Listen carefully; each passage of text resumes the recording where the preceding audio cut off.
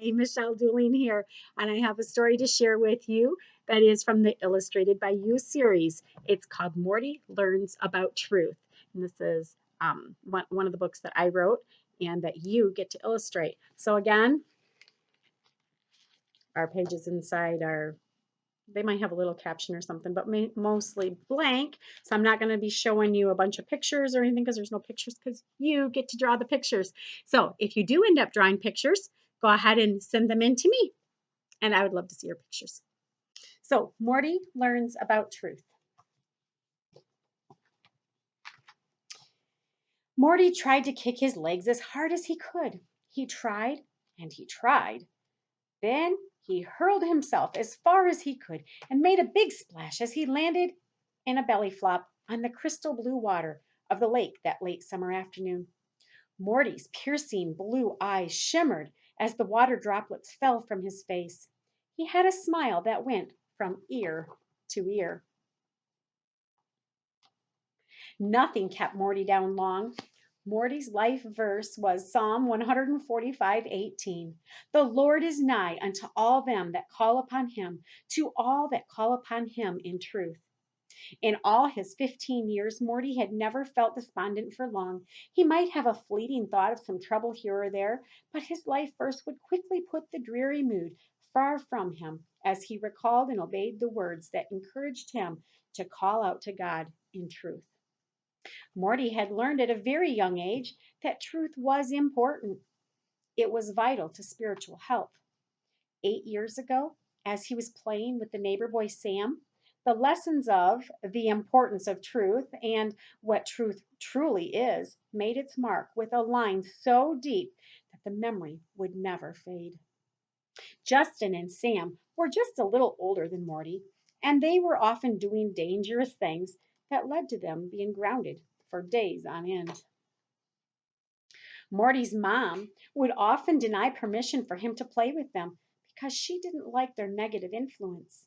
She even went so far as to forbid him to ever play with them after they were caught torturing a kitten so badly that they killed the little thing in a slow and painful death. One day after Morty arrived home from school, Sam knocked on the door to see if Morty wanted to come out to play. The babysitter was out back talking to a friend, and Morty was almost finished with his homework. He knew that he had plenty of time to get his chores done. A break would be okay. I don't want you to play with Justin and Sam any more. The words his mother had spoken just that moment were loud in Morty's ears. Even though he remembered this warning, the desire to play was greater. Sam had a new dirt bike, and they would be right out in front by his house. And it was just Sam. She had said, not Justin and Sam. All had started out well enough. Sam rode the bike, and then Morty took a turn. It wasn't long before Sam grew tired of waiting for his turn and jumped on the back of the bike, almost knocking them over. Morty recovered fairly quickly, and they continued on down the road. With Sam yelling encouraging words, they raced faster and faster down the hill. Morty was getting a little concerned about the speed and tried to apply the handbrakes only to find they didn't work. He began to backpedal. That was of no use. Backpedaling did absolutely nothing to slow the boys down. They raced faster and faster down the hill toward the busy intersection at the bottom. Morty's mouth grew dry and his palms began to sweat. What was he going to do? He tried to talk to Sam, but it was no use. Sam was laughing and yelling at the top of his lungs, oblivious to the danger that was ahead. Oh, if only he had listened to his mom. If only he knew how to slow the bike down.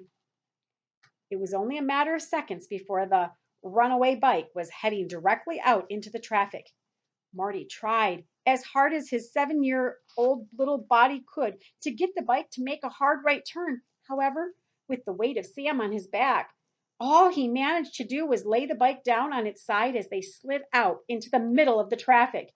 Sam wasn't laughing anymore. The look of horror as he realized what was happening could be seen by the people in the cars, but it was too late for anyone to do anything. Sam flew under the first car, and the back tires ran over him. Then, amidst the screeching of brakes, his body stopped. but not before the second truck had also crushed his tiny little body, taking the life out of him. Morty, too, was hurt. He didn't lose his life, however. However, he did lose the use of his legs that were crushed under the tires, and his life was changed forever. This is when he learned the importance of always obeying and that God was near.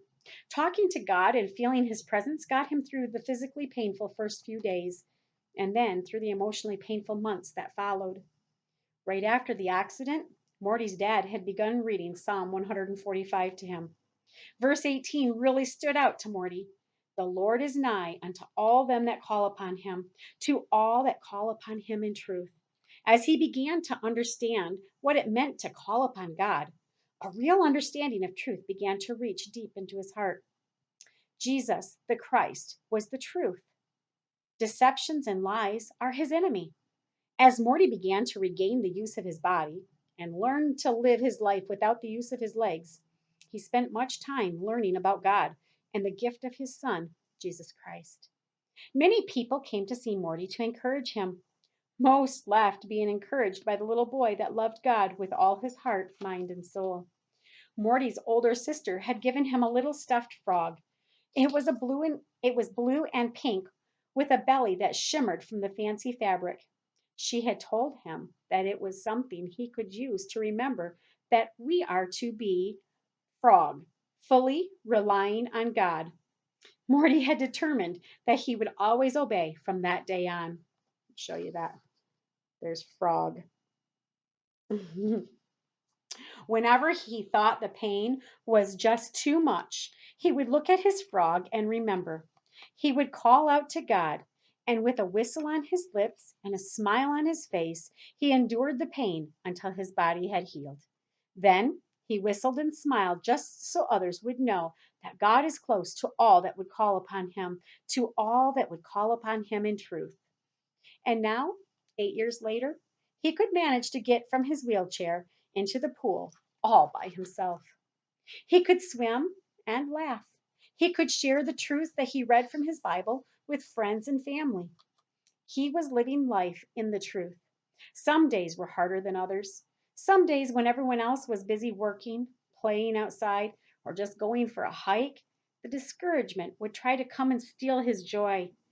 Frog helped him to remember to fully rely on God.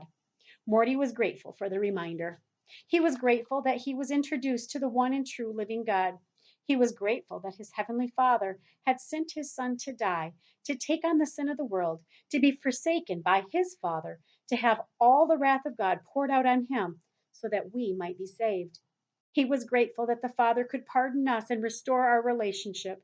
What joy that thrilled his soul. How about you? Do you know that someone, Jesus Christ, came to die and take the punishment for the bad things that you have done? Do you think that you are a good person? Have you ever stolen anything? Have you ever lied? Have you ever said that you hated someone? God says that to hate someone is the same as murder. If you answered yes to these questions, then you have just admitted that you are a lying thief and a murderer at heart. If you were to die, would you deserve heaven or hell? Some would say, but I said I'm sorry, so I'm forgiven. If you go to court for committing murder, can you just tell the judge that you are sorry and walk out free and clear? No. God is better than any earthly judge. What Jesus did in dying and rising again, defeating death, was to pay your fine. If you believe in Jesus Christ, your debt has been paid and you are free to live in Him, free to live without being bound to sin, free to live a life that honors God. Jesus said that if you love Him, keep His commandments, fully relying on God. And there's a little picture of his little frog. Thank you. The end.